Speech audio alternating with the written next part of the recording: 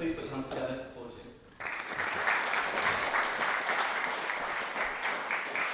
Okay, what I'm going to talk about, if there's a green boundary on it, it's what the talk's all about. So if you, at the end of the green boundary, you think, I've had enough, okay, you've got the principal message. The rest is just filling that out, okay? So the short little bit at the start. We talk about resolutions as fresh starts.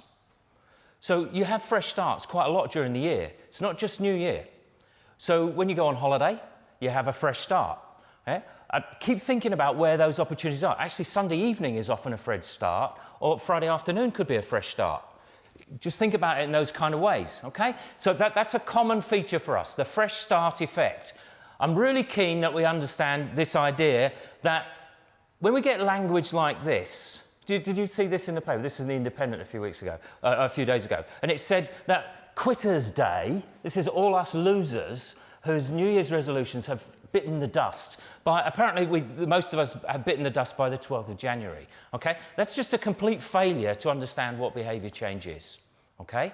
If you've made a behaviour change, even on one day, that's a success, okay? So let's stop using this kind of language, okay? Because every time you secure success, even once, if you can take something from that to carry it forward, instead of beating yourself up about why you haven't carried it forward, each one is a success. And I'll try and show you why you do that, okay? And then think, we know what the enemy is, what can we do about it, okay? So I'll pull the curtain back on some things. 40% of New Year's resolutions are still in place by July. Does that sound like quitters?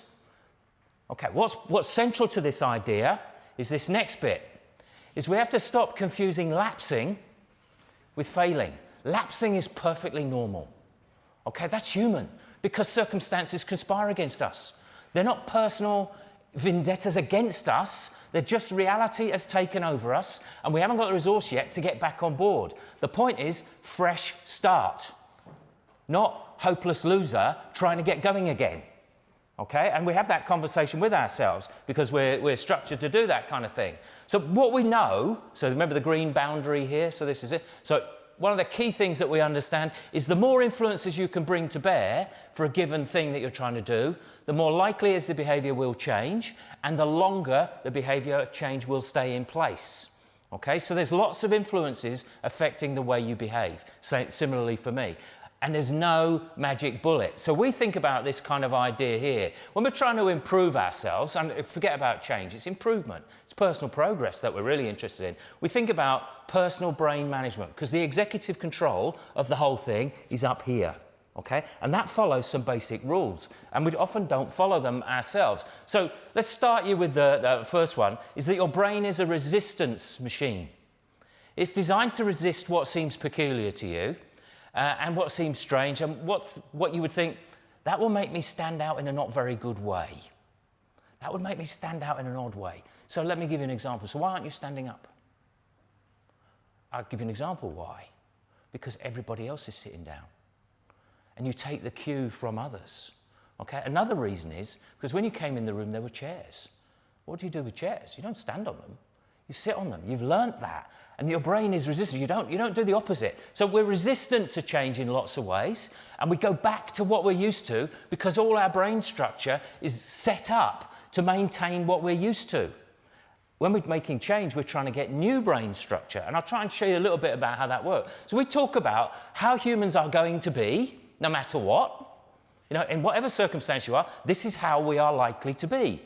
And there are some basic rules here. And then once we know how we're going to be, and each of us slightly different, we have to build the behaviour that we want.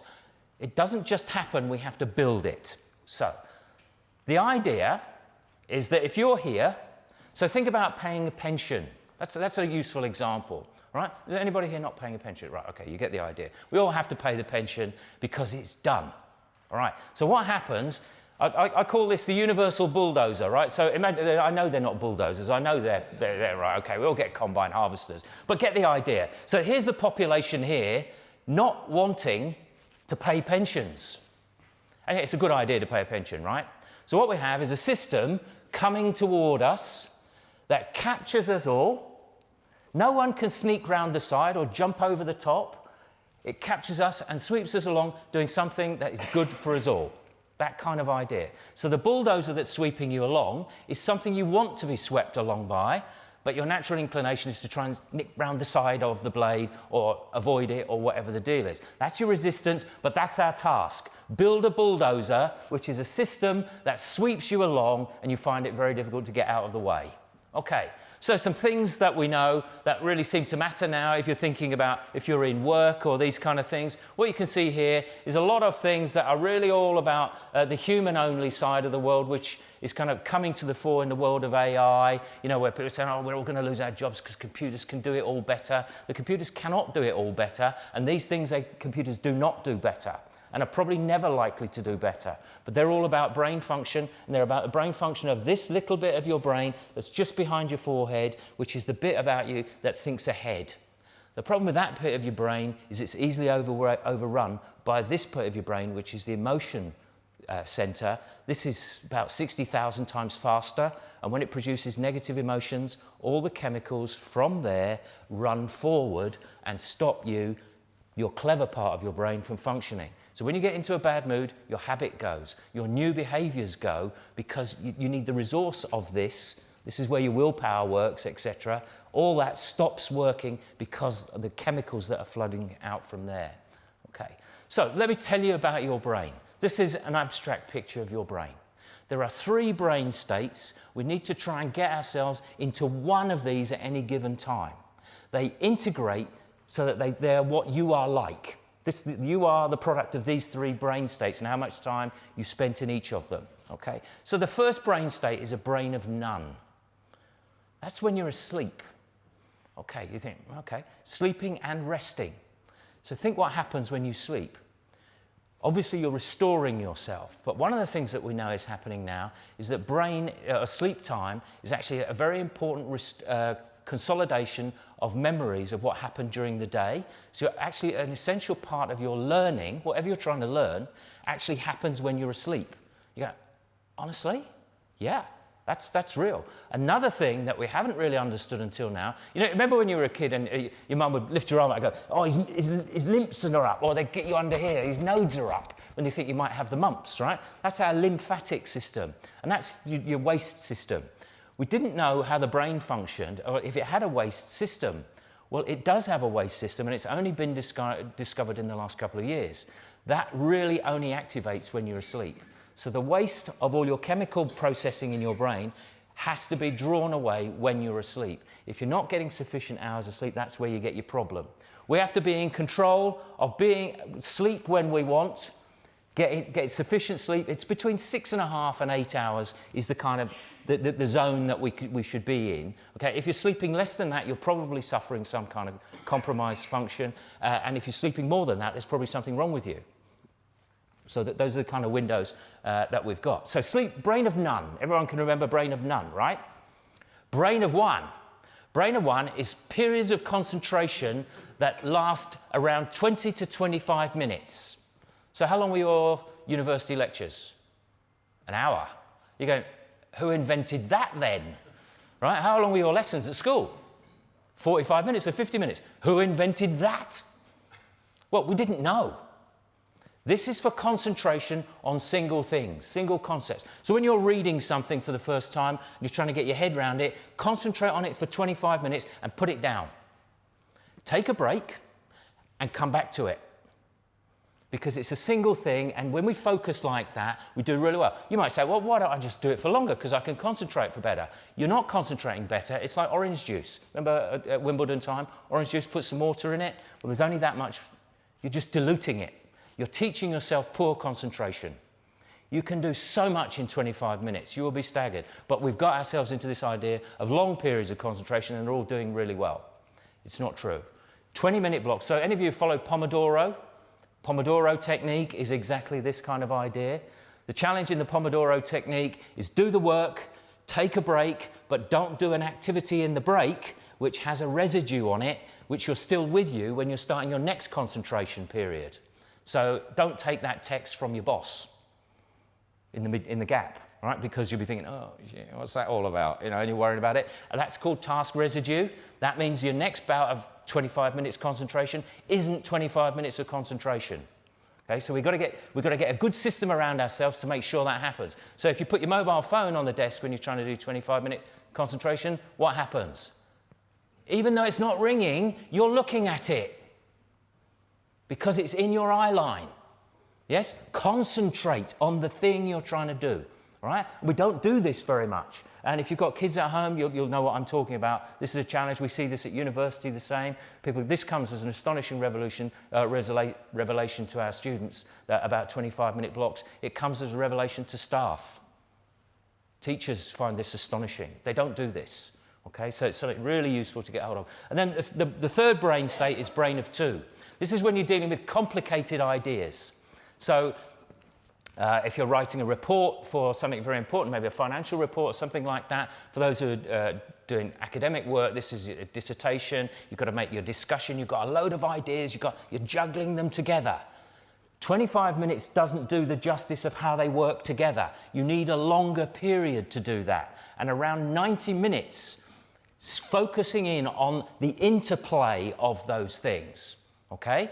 So if you don't have a task like that, but you're just trying to work out something very clever, or you're trying to work out Brexit as an example, or you're trying to explain Trump, and you've got a load of different accounts, you've got to do the same thing. Read from a number of sources, but do it for 90 minutes. And then sit and think, what do I now understand?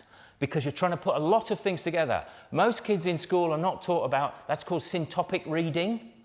That is an extremely powerful thing for trying to get your view across a number of different viewpoints, okay? And we don't practice that very often, okay? So think about that if that's your only way. So brain of none, how good are you?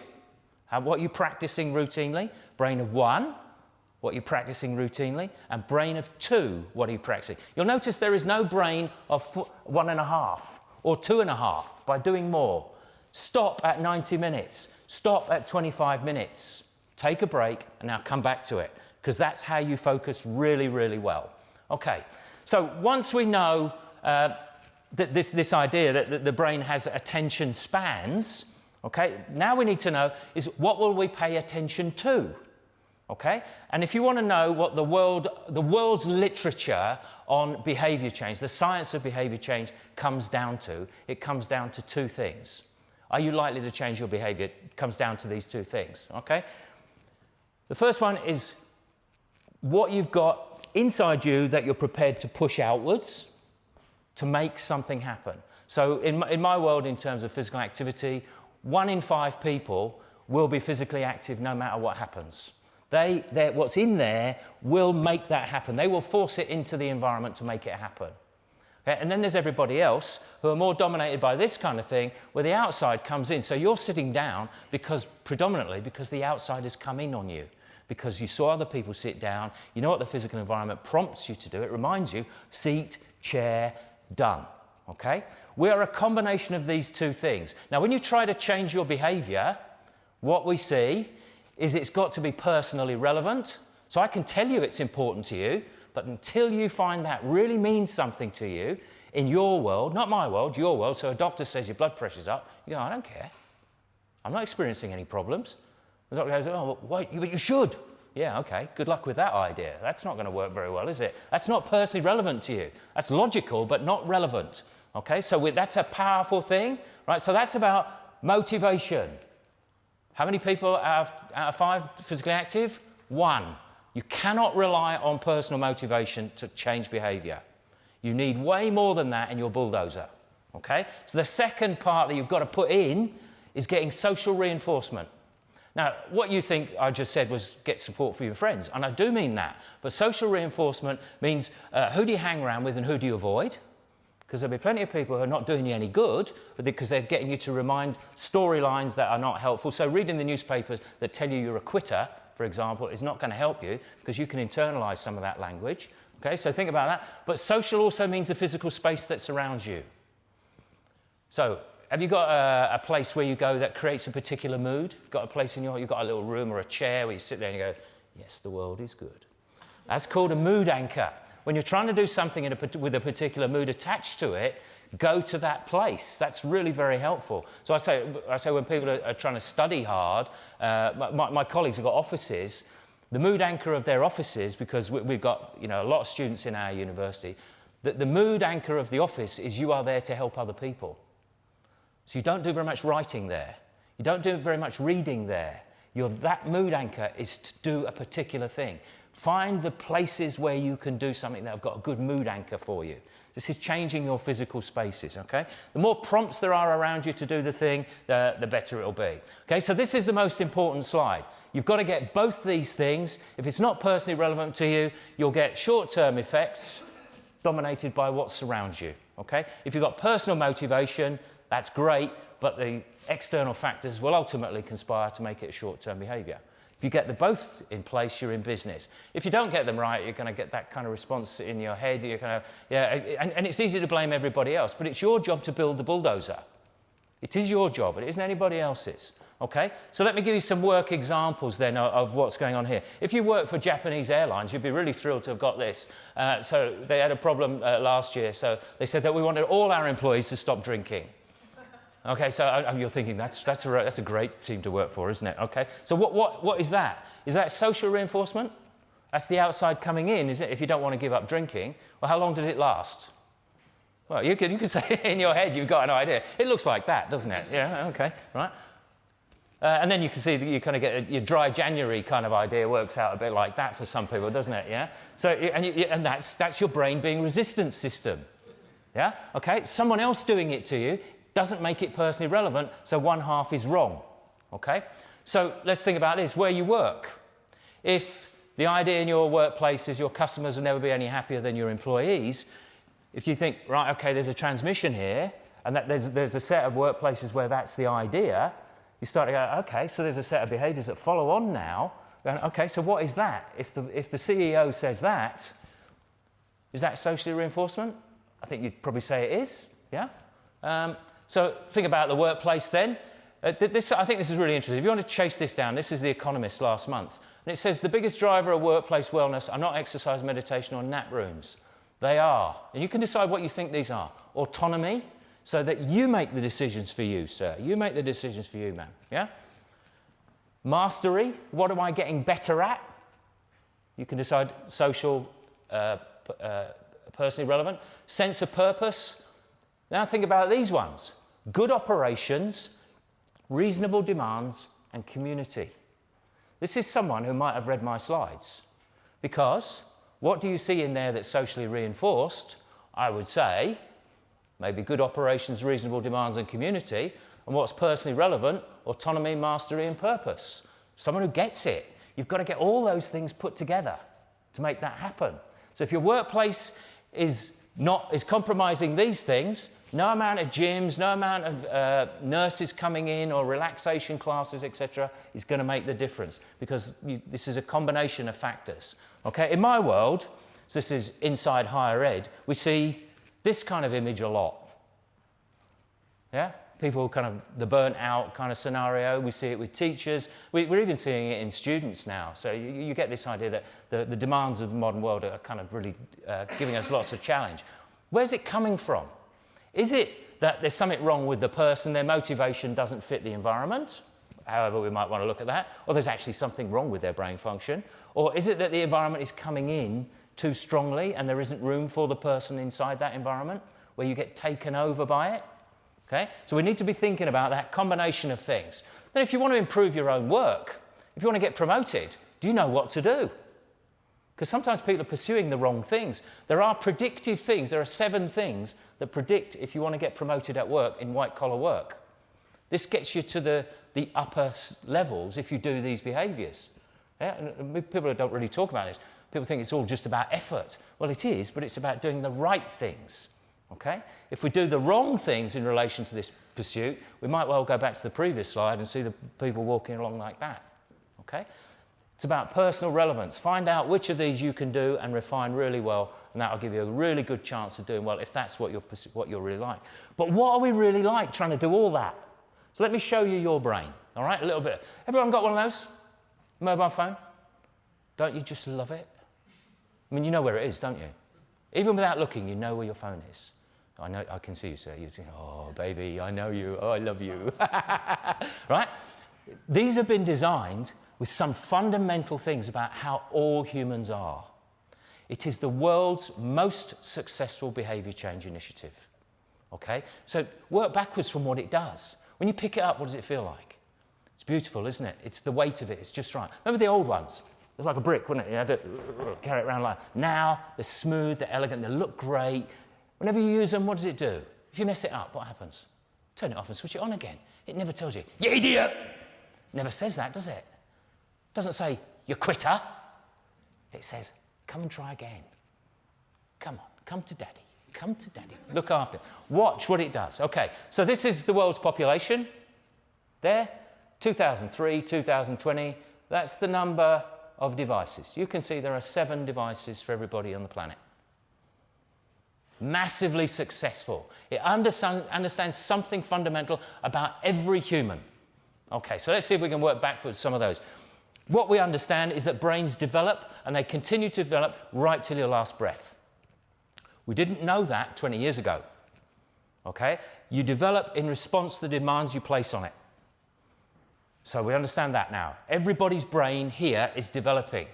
Now, in the normal course of events, because I'm constrained by the filming, I would be pacing up and down, and my usual line now is, who do you think is getting the most brain development?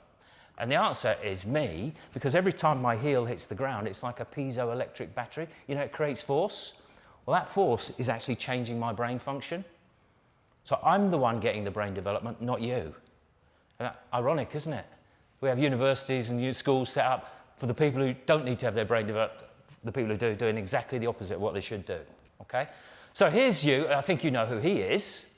Yes? Okay. So what we've got here now is, what is your brain structured to do? It's structured to keep you alive. That's its principal function. And it's structured to do that because when we first originated, we were prey. We were going to be preyed upon. So we had to keep alive. So we had to develop brain structure that would keep us safe. Okay, we still have that brain structure. So we have, these letters are 3 times bigger than these, and that's deliberate. We have 3 times more brain structure dedicated to finding the threat in a situation than we have to finding the reward in a situation. Can you find why it's easy now to be down on yourself when things don't go well? And it's easy then to practice that and to look for the downside in things. The more you practice it, the more you build that network, and the harder it is to stop looking at the world like that. So when you get pessimistic, you practice looking for things that are threatening. Now you keep practicing that, and you can't now see the reward. Okay? We need to invert that. Turn it round. 3 times more reward than beating yourself up. That kind of idea. So think about some positive phrases you could use to yourself. I have this little thing for myself. Whenever I do something right, notionally, we call these strokes, okay? So what I'm doing here is, I've done something good. I did a good talk in town last night, and on the way home I'm going, well done, Jim. This makes you taller and more attractive to women. Okay. And you go, I mean, of course, it's just nonsense, isn't it? But the point here is, look, every one of you just responded to it the way I respond to it, and I've been doing this for years, and it still hasn't worked, but no, never mind. But the point is, it's joyful, it's funny, and now what I just did was had a little bit of reward, and I've just reminded myself of doing something good. As opposed to, well, there was that one bloke who asked me an awkward question. I'm not sure I answered it very well. No, to hell with that. I'm wired to do that. But what I've got to do is build the bulldozer that I focus on the good stuff. And it's up to me to build it. Now, I can practice. Oh, you stumbled over that slide, or you didn't do that very well, etc., etc. I can do that. But actually, my job is to make that happen, and I need people around me that make that happen as well.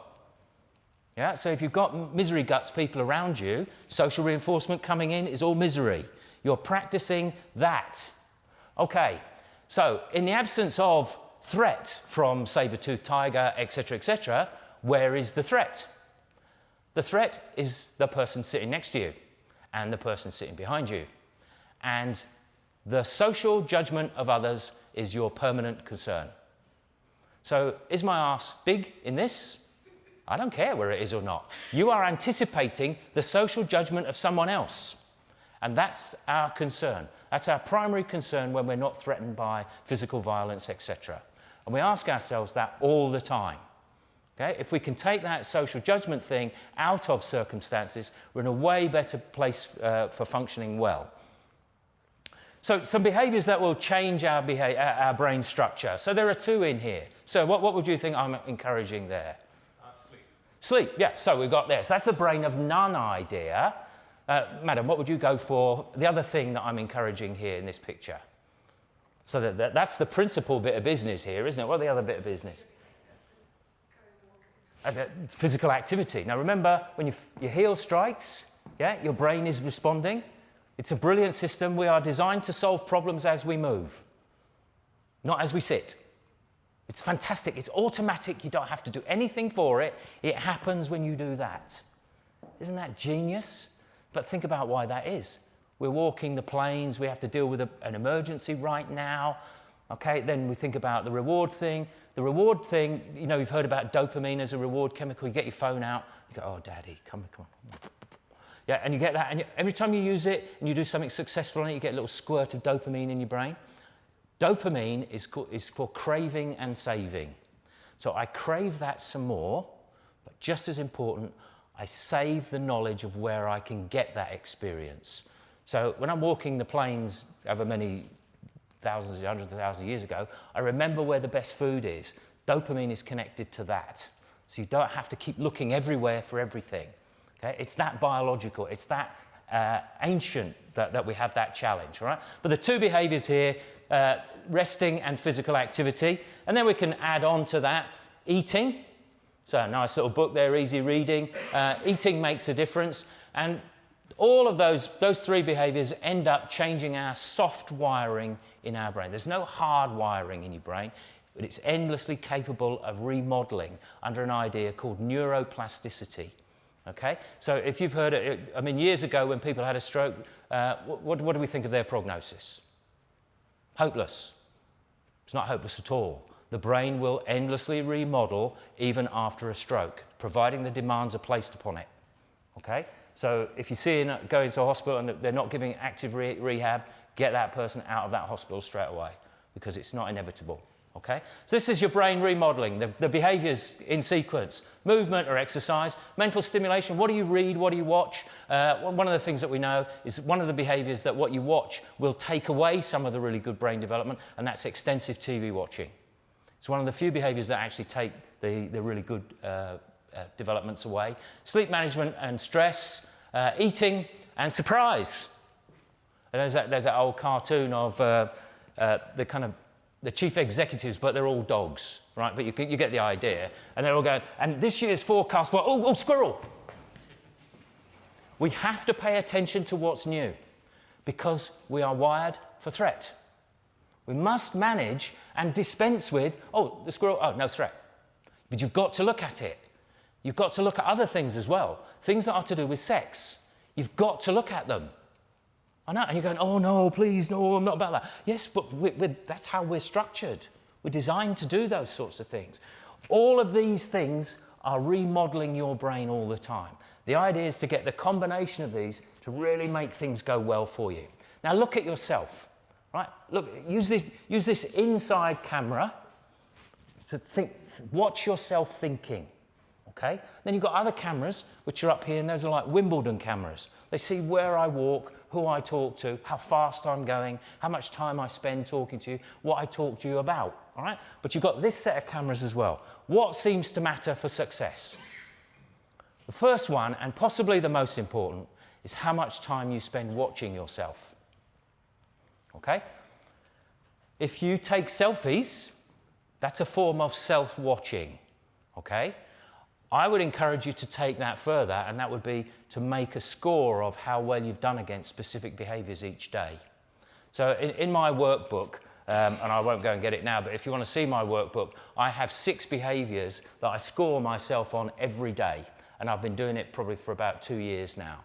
And that's part of how well have I done my best against those 6 behaviours today. And sometimes, you just be honest with yourself, sometimes it's nowhere close to 10, 10 being ideal, but it's that idea of self-watching. I'm continually watching myself to see how well I'm doing and how well I'm driving my own bulldozer, okay? I set lead goals. Okay, so a lead goal, So most of you will have goals in some kind of way, but a lead goal, let me explain to you like this. If you're driving towards a low bridge, how do you know if you're going to hit it? In Australia, what they do is about 50 metres before the bridge, they'll have a light wooden panel across the road which says, if you hit this, you'll hit that bridge. So if you hit the light wooden panel, it doesn't matter, okay? So what you want is something that's that good a predictor of whether you're going to hit the thing you want, okay? What we tend to do is we tend to say, I'm here, and the thing I can do next is that, and then maybe I could do that, but the thing I'm trying to get to is over there. What we've got to do is work backwards from the thing we want. What's the nearest thing that will produce that? And let's start working on that thing. Okay? It's too often we've moved from where we currently are, not close enough to the thing that's going to make a difference for us. Okay?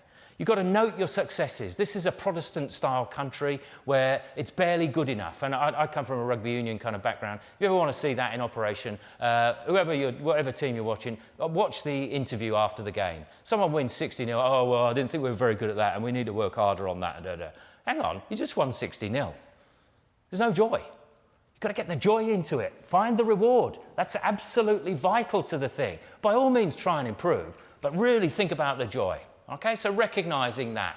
And then prompt and recognize good reward. Prompt yourself into good behaviors. So an example of a good behavior, how many people wanted to go to the gym this morning? Yeah, probably a good number of you. A prompt for that would have been, put your training shoes just by your bedroom door. So instead of putting your work shoes on, you'd have just put your training shoes on. Now, we're not having to make tough decisions. You're trying to create an environment which just makes you do the good thing. Okay? So some things about you internally that might be useful. But let me show you what you really like. So this is touch typing. Many of us will live our lives in front of a computer, right? So the idea here, this finger deals with those, that finger deals with those. Yes? Everyone got the idea? Okay, there you are. Do all of them with one finger, don't you? Yeah, but there's free touch typing courses. You going to do anything about it? It's not personally relevant. Doesn't quite catch it yet. Are any of your friends doing that free touch typing course? Doesn't have any momentum, does it? So it's not going to happen, all right? So you can read that. Anybody read the number? No? Inbuilt resistance system. You're going, no, mate, I'm never going to need that number. Have some of that. Get out of it. That's how we are. Now, that's fantastic when we're trying to shortcut things, okay? And because we can't pay attention to everything. We only got a limited resource. So that ends up with some of us not wanting to do any practice. We just want to go straight to being awesome. Yeah, well, you've still got to do the things that make you become awesome. So some easy mental maths, okay? So a little blank screen now. So in your head, don't say it out loud. 4 plus 4. Everyone's got that idea, right? Okay. 12 plus 12. Okay, we get the idea. 12 times 4 minus 7 times 3.2. Yes? That's your brain's resistance system. You're going, there's no possible way I would ever need that. Why would I bother with it? Okay, we're resistant to that. The trouble is, you've been doing it for a long time. So we're habit-building systems. Yeah, so what we practice creates the wiring, the soft wiring. The soft wiring thickens with practice. So when it starts, it's very like this, very narrow, like the lining on an electric cable. You know, that makes the message go quickly and directly to the thing. Well, we have exactly the same experience. That lining is taken away by extensive TV watching and saturated fat diets. You actually take that away, which makes you clumsy, awkward, etc. in the things that you're trying to get better at. Okay, so have a look at this. I hope there's someone here for you. Jennifer, of course, is here waiting for me, as she always is, all right? I hope there's someone there that you like, okay? So could you quickly fill in the missing letters?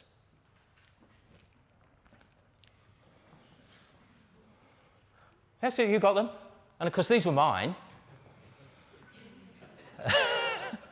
Well, there's two things going on here. One is I condition what you can think about by giving you that picture, which is called framing, and this is what Trump does all the time. He gets his retaliation in first, and then you're constricted by what he does to you, because we're controlled like that. The environment coming in, then that constrains what you can do. So your options are constrained by the people around you and what's around you. That's why we need to get you where you're seeing things that are new and fresh, so you can think fresh things instead of thinking the obvious things. Okay. That does not say a bird in the bush. And you will say to me, yes, it does. And I will point out to you that that is the case. But you couldn't see it because the habit system is don't pay attention to things. It's unimportant. Quickly get over it. You don't see it. And you didn't see it again. Did you? Can you find the mistake? And you didn't see it again. Come on, wake up, everybody. This is your brain. These are only simple things, you know. Right? You get it? We do automatic things. And in our behaviours, we do automatic things. And we don't see ourselves. Okay, so that self-watching thing starts to pay off. Yeah? Now, if what you're trying to do is about attention to detail, you kind of go, right, okay, maybe I better slow my eyes down. Because one of the things that's happened there is you quickly scanned it. You didn't read it even. You just scanned it with what you thought it meant. Okay? And then there are things that, you know, this is someone playing football, you're trying to get healthier, and you can see, yeah, okay, they're kind of handicapping things without really understanding it. What are you doing that's actually handicapping yourself? Hanging around with people who are doing the exact opposite of what you're trying to do is a problem. Repeating yourself about what quitter you are, those are all challenges. It's trying to get some fresh stuff in there that will make a difference. So what are these things that you can make a difference for? Well, one of the things that you can do is identify a principal thing that's holding you back. So I'll give you an example. If I work with students or whatever else, I can tell you for sure the number one thing that's holding most of them back is sleeplessness. And it's almost certainly you as well. So go to bed at 10 o'clock. Seriously, go to bed at 10 o'clock. You don't need to watch that program at 11:15 because it doesn't matter anyway, and you can catch it tomorrow if you need to. Go to bed at 10 o'clock. And I say to people, if you're in work, your performance today started at 10 o'clock last night. Because from 10 o'clock, you're going to need an hour's drowsy time. So you've got over the blue light. The blue light from your laptop and your mobile phone is daylight, midday light. It's trying to teach your brain that it's midday. It takes an hour to an hour and a half to build up sleepy chemicals. Now, if you get to sleep by 11 and you need 8 hours after that, you know what time you should be getting up.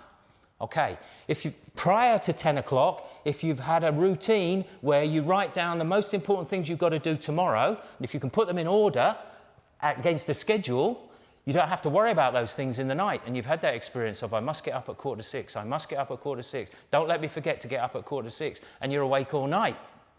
That's your prefrontal cortex, this clever thing, which has got limited resource, being obsessed with a particular idea. Write it down, you'll find that you have a much better sleep that night. So you're not having to worry, okay? So find the one thing. There might be other things. It might be you're drinking too much. I don't mind saying it out loud. You know, we hear this thing about why old people fall over all the time. No one ever talks about it. They fell over within 2 feet of their bed, and because they drank too much and their drugs that they're taking interacted with them. Most people don't want to talk about that, but that's a lot of what's going on there. It's not because they're weak or anything like that. It's they're disoriented around the bed. Okay? So what's going on here? Is it socially reinforced behaviours? Is it that you can't go to bed at 10 o'clock? Is that it? Or is it you're just motivated because there's something that's always on at 11? Okay, well, I'm sure you can do catch-up, but anyway, whatever you decide. Okay? Get really good at know how you're wasting time. But really, get really good at it. You know where you are, right? And then know what to do about that. As opposed to, oh, bugger, there's an hour and a half gone. Yes, it's beguiling and lovely to sit and rest, and I have no problem with that. But if that was something you meant to allocate to good work, that's nice.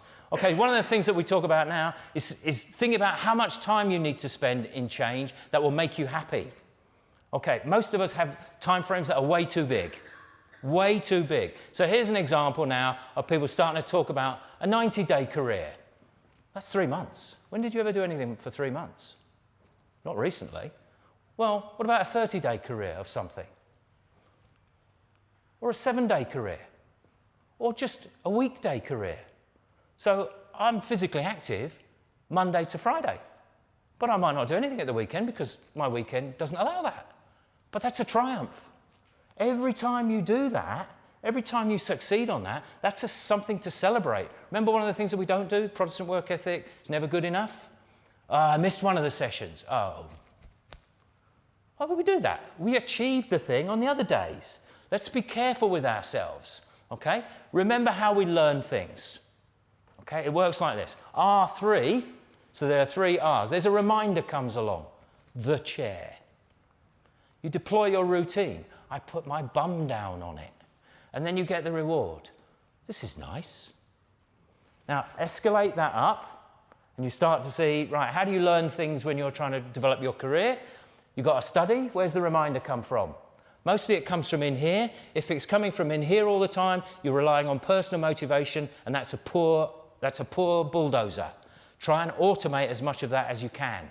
Other people doing it, use your mobile phone with beeps, etc., so you don't have to remember to remind yourself, because you saw that you're not very good at detail, right? So watch out for that kind of sequence. Okay. Have a little bit of compassion. So this is the head of Weight Watchers now, talking about self-compassion. Instead of, I didn't do it 7 times, I've done it 5 times. Excellent. Congratulations. That's brilliant. That's more than you did before. And then try and string some sequences of 5 together. Or just keep a running total of how many you've got, rather than, I've got to do it for 12 weeks, which is way too much for any of us, okay? And then think about the how a lot more than you think about the why. The why does matter, don't get me wrong, because that drives the personal motivation thing, but the how means you've got to consider who you're hanging around with, how you reinforce one another, and how you make it work. So if you've got a challenge that's a year ahead, this is a useful strategy for getting it a bit smaller. What can you do in a week to make that happen? If you've got a challenge for a month, you know, you've got a wedding to go to and you've got a dress you want to get into, that might be a month away. What can you do this day? And if you've got something that's a week away, what can you do in the next hour? Trying to get it that just into different time frames that come a bit closer to you will help you to keep it going and avoid that procrastination effect that we all kind of understand. Yeah? And then think about this. If you get 1% better every day, that's 1% better every day, this is the pathway that you'll follow, okay? So after a year, the maths work out that you're about 30 odd times better than you are today. That's 1% better per day, as opposed to trying to get 30 times better tomorrow in one swoop. Because it doesn't work like that for human beings, does it? It's small and often. If it requires a big change, small and often is going to take a long time to get you there, but you're going to keep going. So let me give you an example of the kind of mistake that we would often make. So I say to my colleagues, we have to write a lot. I say, some don't write very much. I say, what's the smallest amount of writing you could do in a day that would mean that you're building a good habit? And I did it yesterday with a group of people. And one person said, I need to write about 2 pages. So that's the smallest amount that would make her happy. Yeah, okay. And then I go along, and then someone else says 2 paragraphs, and then someone else says whatever they say. And I said, well, isn't the smallest amount that you could write 1 sentence? All kind of, oh yeah. And that's the goal. It's 1 sentence. Because what you're trying to do is you're trying to get the goal of writing 1 sentence every day. It's the every day that's the aspiration. If you write more than 1 sentence, do not change the goal. That is a massive mistake. Because if you write more, congratulations. You are taller and more attractive to women. Okay, as you like. But the point is, tomorrow you'll come back because this is giving you dopamine. If you don't write 3 pages, or whatever your goal is, there's no dopamine. In fact, it's quite the opposite. You're now telling yourself, what a hopeless quitter you are.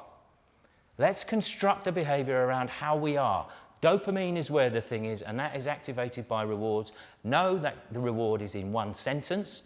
Do more. Excellent. So it's doing press-ups. You do 5 press-ups if that's the minimum you can do. Every time you come on the stairs, get on the angle, do 5 press-ups. Do that once a day. You won't be happy with 5. How many will you do, sir? What do you think? 50?